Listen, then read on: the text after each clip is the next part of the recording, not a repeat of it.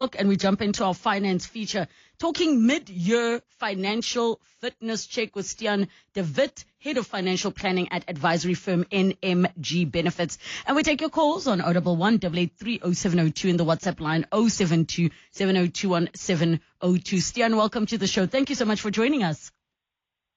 Good afternoon, Relebogile.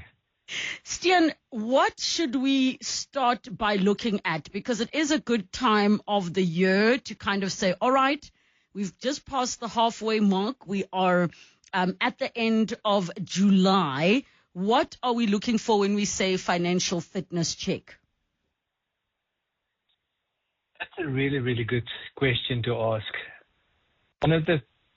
One thing to remember is the fact that you're halfway through the year doesn't mean you have to continue on the same trajectory you were on from the beginning. So you can stop almost like in a sports game, halfway.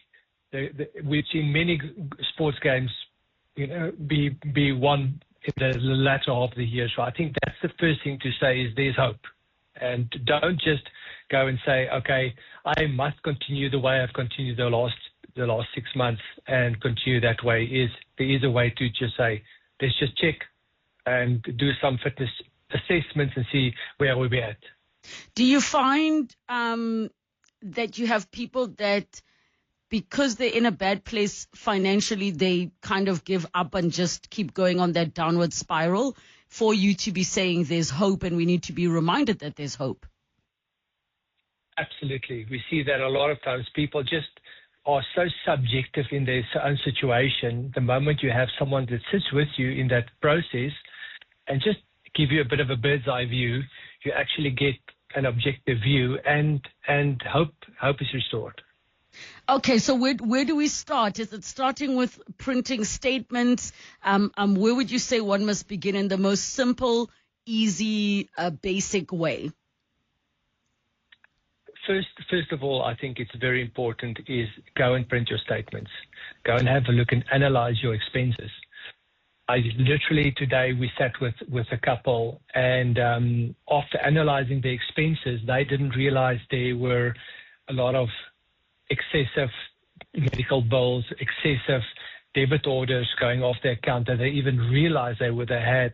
So a lot of times we just have to go and analyze those statements and see where are those excessive expenses that we completely forgot to cancel this debit order, or you might have double insurance on something, or you might spend more on something because you swipe your card the whole time. And now when you go and have a look at it, you are able to analyze and say, oh my goodness, we sat with a couple the other day, they were spending 5,500 Rand a month on biltong. What? And 5,500 Rand a month on biltong? Yes. Please, can I have these problems? Wow. And once they analyzed it and they realized, oh my goodness, it's like you going for a cholesterol checkup and you realize there's a problem. If you don't go and check it, you might never end up realizing there's a problem. Sure. Okay. So you start with the statements. You look at where money is going. Now, let's assume that the person does not have a consistent income.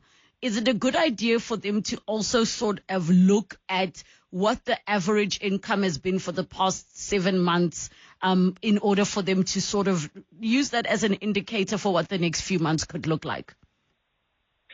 That is a good way of looking at it, but the problem is if the income is very sporadic and 1 month it's not averaging out, but you have what we call a feast and famine mentality, and some months it's great, other months it's really, really bad, you almost have to go and say, what are my what we call obligations, needs, and wants? So how do I make sure that all my obligations, those like my rent, it might be a bond, it might be a car repayment, it might be kids' school fees or something like that. All those expenses are covered. And then when you have your bad months, one of the things that's very important is make sure you have an emergency fund or a float somewhere with what we call a crisis cushion, that especially self-employed, especially commission earners, that they are able to sustain themselves in those months when you have a bad month. And good examples are typical months like February, April, where there are short months with a lot of public holidays, and even December. Now is the time, and interesting, especially commission earners, you will notice the trends normally September starting off, but October, November are really, really good months. So you need to get yourself in a position where you start building up that cushion for December, because a lot of people say, sure, December is really, really long, but going into January, they spend a lot of their money. The January expenses already being spent in December. So when January comes along, they don't have enough money for the end of January. So you need to start planning for that already now. I'm so glad that you mentioned that. It's actually such a good time for one to think about where people don't get bonuses, and even those who do, where it's not guaranteed. You want to sort of build yourself a bit of a 13th check for you to be cushioned for January. Mm.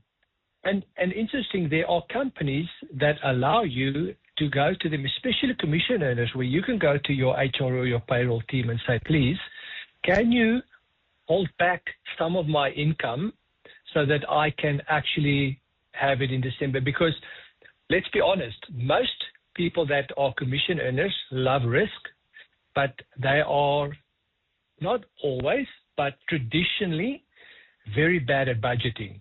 And they get to a place where they spend a lot, and the next month they have nothing, and then they have to go and lend money to get around. But if you can have some kind of arrangement, build some self-discipline where that's almost handed over to your payroll team and you don't have to worry about that, then it's another way, a practical way in which you can sustain yourself through those really tough months. Stian, I'm going to have to leave it there.